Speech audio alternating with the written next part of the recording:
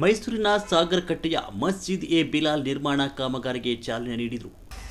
ನಮ್ಮ ಈ ಕ್ಷೇತ್ರದ ಶಾಸಕರಾದ ನನಗೆ ಗುರುಗಳಾದ ಜಿ ಟಿ ದೇವೇಗೌಡರಿಗೆ ನಾವು ಕೇಳ್ಕೊಳ್ಳುವಾಗ ಈ ಊರ ಹೆಸರು ಹೇಳಿದ ತಕ್ಷಣ ಅವರು, ಯಾಕಂದರೆ ಅವ್ರಿಗೆ ಮನೆ ಇದ್ದಂಗಿದೆ, ಈ ಕ್ಷೇತ್ರದಲ್ಲಿ ಶಾಸಕರಾದಮೇಲೆ ಎಲ್ಲ ಸಮಾಜದವ್ರಿಗೆ ಏನೇನು ಅನುಕೂಲ ಮಾಡಿಕೊಡ್ಬೇಕು ಚಾಮುಂಡೇಶ್ವರಿ ಕ್ಷೇತ್ರದಲ್ಲಿ ಹೆಚ್ಚಿನ ರೀತಿಯಲ್ಲಿ ಇಡೀ ಜಿಲ್ಲೆಗೆ ನಾಯಕರು ನಮಗವರು, ಒಂದು ಕ್ಷೇತ್ರಕ್ಕಲ್ಲ ಇಡೀ ಜಿಲ್ಲೆಗೆ ನಾಯಕರು. ನನಗೂ ರಾಜಕೀಯದಲ್ಲಿ ಸಾಕಷ್ಟು ಅವರು ಆಶೀರ್ವಾದ ಮಾಡಿ ರಾಜಕೀಯಕ್ಕೆ ನನ್ನ ಮುಂತಳ್ಳೋದ್ರಲ್ಲಿ ನಮ್ಮ ಜಿ ಟಿ ದೇವೇಗೌಡರೇ ಕಾರಣ. ಅವ್ರು ನಾವು ಎಷ್ಟು ಹೇಳಿದ್ರು ಸಾಲಲ್ಲ. ನಾವು ಈ ಚಾಮುಂಡೇಶ್ವರಿ ಕ್ಷೇತ್ರ ಅಂದರೆ ನನಗೊಂದು ವಿಶೇಷ ಕ್ಷೇತ್ರ, ಯಾಕಂದರೆ ನಮ್ಮ ಗೌಡ್ರವ್ರ ಕ್ಷೇತ್ರ. ಈ ಕ್ಷೇತ್ರ ನಮ್ಮ ಕೆಲಸ ಏನೋ ಮಾಡಬೇಕಂತೇಳಿ ಈ ಕ್ಷೇತ್ರದಲ್ಲಿ ಎಷ್ಟು ಮಸೀದಿಗಳು ಬರ್ತವೆ ನಮ್ಮ ಒಗ್ಗೂಡಿಗೆ ಸಂಬಂಧಪಟ್ಟಂಥದ್ದು ಒಂದು ಟೂರ್ ಮಾಡಿ ನಾವು ಎಲ್ಲ ಸರ್ವೆ ಮಾಡುವಾಗ ಈ ಊರಲ್ಲಿ ತುಂಬ ಹಳೆ ಮಸೀದಿ, ಆವಾಗ ಇಲ್ಲಿರೋಂಥ ಶಬೀರವರಾಗಿರ್ಬೋದು, ಇಲ್ಲಿರೋಂಥ ಎಲ್ಲ ಬಂದವರು ಕೇಳುವಾಗ ಮಳೆ ಬಿದ್ದರೆ ನಮಗೆಲ್ಲ ಒಳಗೆ ಮಳೆ ನೀರು ಬಂದ್ಬಿಡ್ತದೆ, ನಮಾಜಿ ಮಾಡೋಕ್ಕಾಗಲ್ಲ, ನಾವು ಮ್ಯಾಟೇನು ಹಾಕ್ಕೊಂಡು ಮಾಡ್ತೀವಿ, ತುಂಬ ನೀರು ಸೋರ್ತದೆ, ಅನುಕೂಲ ಇಲ್ಲ ಅಂತೇಳೋ ಸಂದರ್ಭದಲ್ಲಿ ನಾನು ನಮ್ಮ ಮಿನಿಸ್ಟರ್ ಬೀದರ್ ಜಮೀರ್ ಅಹಮದ್ ಖಾನ್ ಅವರು ವಿಚಾರ ತಿಳಿಸಿದೆ. ಅವರು ಗೌಡ್ರ ಜೊತೆ ಮಾತಾಡಿ ಒಂದು ಹೊಸ ಮಸೀದಿ ಕೆಲಸ ಮಾಡಿಸೋಕ್ಕೆ ಅದೇನು ಅನುದಾನ ಆಯ್ತದೆ ನಾವು ಬೋರ್ಡಿಂದ ಕೊಡ್ತೀನಿ ಅಂತ ಒಪ್ಕೊಂಡು, ಇನ್ನೂ ಅನುದಾನ ನಾವು ಬಂದಿಲ್ಲ. ಆದರೂ ನಾವು ನಮ್ಮ ಸ್ನೇಹಿತರು ನಮ್ಮ ಕೆಲವುಗಳು ಸೇರಿ ಒಂದು 5 ಲಕ್ಷ ರೂಪಾಯಿ ನಮ್ಮ ಕಡೆಯಿಂದ ನಾವು ಎಲ್ಲ ನಮ್ಮ ಸ್ನೇಹಿತರು ಎಲ್ಲ ಕಲೆಕ್ಷನ್ ಮಾಡಿ ಇವತ್ತು ಕೆಲಸ ಶುರು ಮಾಡಬೇಕಂತೇಳಿ. ولم يكن له كفوا أحد. اللهم اكفنا بحلالك وحرامك وأغننا بفضلك عمن سواك. نسأل الله العظيم رب العرش العظيم أن يشفينا. اللهم لا سهل إلا ما جعلته سهلا وأنت تجعل سهلا إذا شئت. لا إله إلا الله الحليم الكريم. سبحان الله رب العرش العظيم والحمد لله رب العالمين. نسألك موجبات رحمتك وعزائم مغفرتك والغنيمة من كل بر والسلامة من كل إثم. لا تدع لنا ذنبا إلا غفرته ولا غما إلا فرجته ولا حاجة من حوائج الدنيا والآخرة या अरहम الراحمين.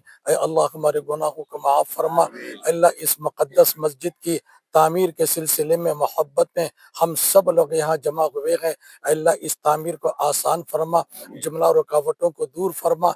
ನಮ್ಮ ರಾಜ್ಯದಲ್ಲಿ ನೋಡಿಲ್ಲ, ನಮ್ಮ ಊರಲ್ಲಿ ನೋಡಿದ್ದೀವಿ.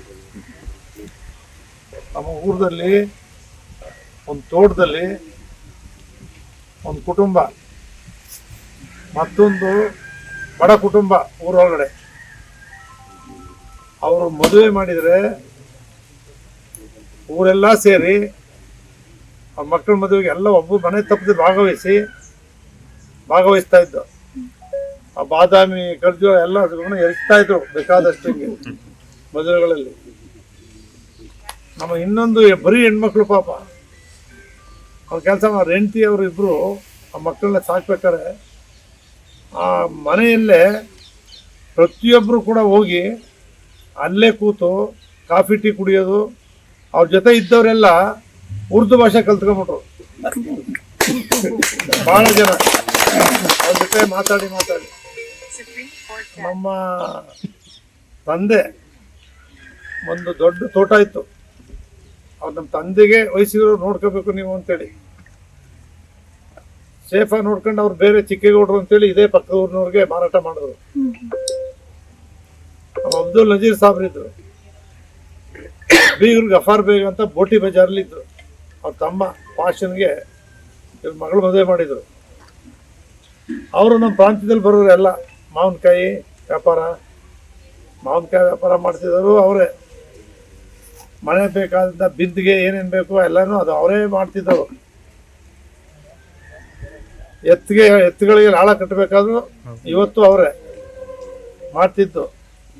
ರೈತರ ಜೊತೆಯಲ್ಲಿ ಅವರ ಸಂಪರ್ಕ, ಆ ರೀತಿಯ ಬಾಂಧವ್ಯ ಬಹಳ ಪುರಾತನ ಕಾಲದಿಂದ ಕೂಡ ಬೆಳ್ಕೊಂಡು ಬಂದಿದೆ. ಇವತ್ತು ನೆನ್ನೆದೆಲ್ಲ ಅದು ಇತ್ತೀಚಿನ ದಿನಮಾನಗಳಲ್ಲಿ ಬಹಳಷ್ಟು ಕೊರತೆ. ಇತ್ತೀಚಿನ ಯುವಕರಲ್ಲಿ ಆ ಅರಿವು ಉಳಿತಾ ಇಲ್ಲ.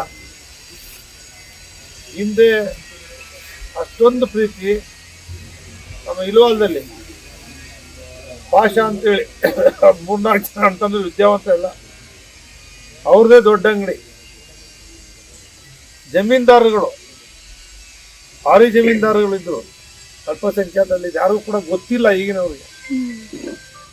ಅವರು ಕೃಷಿಯಲ್ಲಿ ಬದುಕಿದವ್ರೆ, ರೈತರಿಗೆ ಬೆಂಬಲ ಕೊಟ್ಟವ್ರೆ. ಎಲ್ಲ ರೀತಿಯ ಮನೆಗಳ ಸಂಪರ್ಕ, ಮಹಿಳೆಯರ ಸಂಪರ್ಕ, ಎಲ್ಲರ ಜೊತೆಗೂಡಿ ಒಂದೇ ಕುಟುಂಬದಂತೆ ಬದುಕ್ತಾ ಇರೋದನ್ನ ಇವತ್ತು ನಾನು ಕಂಡಿದ್ದೀನಿ.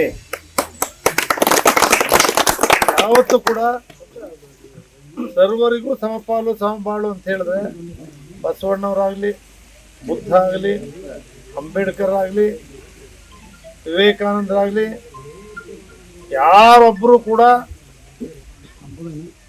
ಅಲ್ಪಸಂಖ್ಯಾತರನ್ನ ಬಿಟ್ಟಂತ ಅಲ್ಲಿ ಬೇರೆ ಸಮಾಜಗಳ ಜಾತಿ ಅಂತ ಅಲ್ಲಿ ಜಾತಿನೇ ಇರಲಿಲ್ಲ. ಎಲ್ಲ ಧರ್ಮ, ಎಲ್ಲ ಪಂಥ, ಎಲ್ಲ ಸಮಾಜವೂ ಕೂಡ ಭಾರತ ದೇಶದ ಮಕ್ಕಳು. ನಾವೆಲ್ಲರೂ ಕೂಡ ಎಲ್ಲ ಭಾರತ ದೇಶದ ಪ್ರಜೆಗಳು, ಭಾರತ ದೇಶದ ಮಕ್ಕಳು. ನಮ್ಮ ಧರ್ಮಗುರುಗಳು ಇದ್ದಾರೆ, ಅದು ಅಲ್ಪಸಂಖ್ಯಾತರಿಗೆ ಒಳ್ಳೇದು ಮಾಡಲಿ ಅಂತ ಹೇಳಲ್ಲ, ದೇಶಕ್ಕೆ ಒಳ್ಳೇದಾಗಲಿ, ಎಲ್ಲರಿಗೂ ಒಳ್ಳೇದಾಗಲಿ ಅಂತೇಳಿ ಪ್ರಾರ್ಥನೆ ಮಾಡ್ತಾರೆ.